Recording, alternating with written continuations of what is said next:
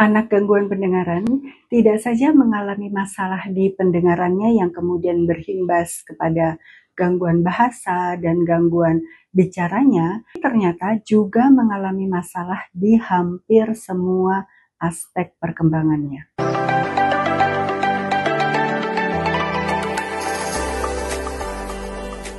Assalamualaikum warahmatullahi wabarakatuh. Bertemu lagi dengan kami, Yayasan Aurika di Surabaya. Berdasarkan pengalaman Aurika yang sudah membuka layanan habilitasi mendengar sejak tahun 1999, kami menemukan banyak sekali anak-anak gangguan pendengaran yang ternyata masalahnya bukan saja di bahasa atau di kemampuan bicara, tapi juga masalah-masalah lain.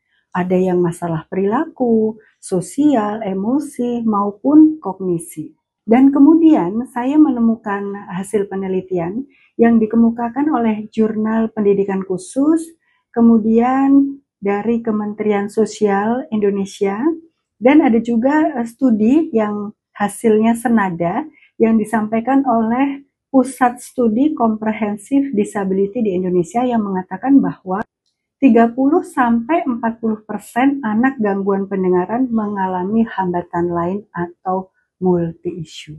Tentu saja angka ini cukup besar gitu ya, dan harus kita antisipasi.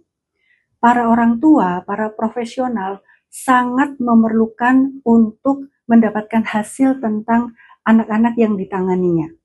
Kita harus melakukan observasi lebih dalam lagi, apakah mereka mengalami masalah di aspek perkembangan yang lain selain bahasa dan bicara. Di sisi lain, orang tua yang memilih metode habilitasi mendengar untuk anak-anak mereka pasti sudah mengeluarkan dana yang cukup besar untuk membeli teknologi pendengaran. Apakah itu alat bantu dengar maupun implan koklear, dan kemudian orang tua juga harus melakukan manajemen audiologi, datang ke audiolog untuk melakukan fitting atau setting pada teknologi pendengarannya, dan kemudian mengantar anak itu secara rutin ke tempat-tempat terapi.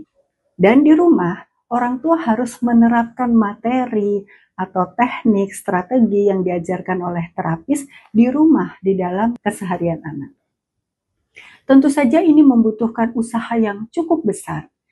Mereka melakukan hal tersebut karena orang tua menginginkan anak-anak mereka bisa berbahasa verbal, bisa bersekolah, bisa terjun ke dalam masyarakat yang lebih luas, dan kelak bisa mencapai cita-cita yang diinginkan. Mereka terus melakukan banyak usaha untuk mengejar hal tersebut.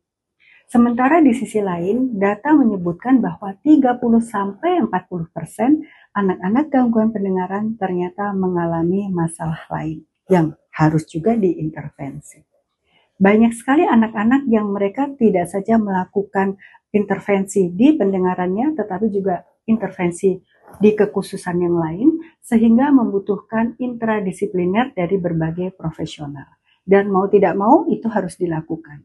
Mau tidak mau orang tua benar-benar harus melakukan pengamatan atau observasi kepada anaknya masing-masing. Demikian juga profesional mau tidak mau harus melakukan pengukuran holistik di semua aspek perkembangannya. Saya meminta kepada semua orang tua, kepada profesional yang sedang melihat video ini, mungkin kita bisa berbagi cerita.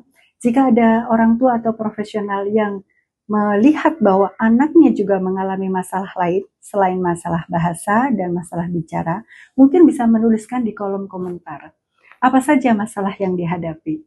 Apakah itu misalnya gangguan perilaku, atau ASD, gangguan kognisi, dan lain-lainnya? Tolong dituliskan sehingga bisa kita diskusikan lebih lanjut lagi.